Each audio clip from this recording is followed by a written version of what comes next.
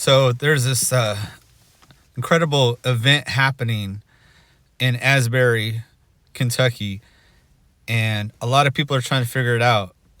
Some on the outside have called it revival, and what I'm hearing about those that are there, they don't want to name it. They're not saying it's revival. They want God to name it. They want God to approve it, continue to steward it, and so it's incredible to hear of the stories of the leaders there that are trying to stay out of the way of God. That's exciting. What I've heard as well is that it's going to be hard to explain, kind of like the blind man who was healed by Jesus, and the religious leaders pulled him aside and said, "Hey, what happened?" And he's like, "All I know is I was once blind, but now I see." And so let's not try to critique it, criticize it, or get in the way of it, but may we invite God to inhabit us. We don't need to go to Kentucky. I was with some students in Canada on a mission trip during the summer, and there was all these other college students that went to different countries at the same time as we did. One of the guys on my team, his girlfriend was in Africa, and she was talking to him about all these things that they were doing over there in Africa, and he was sharing the things that we were doing in Vancouver, Canada.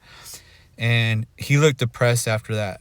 And I said, "What's going on?" He's like, "Man, when I signed up to go on a mission trip, I wanted to go overseas. I wanted to experience the different language, the culture, but here I am in Vancouver, Canada, and it's just a greener, rainier Southern California here."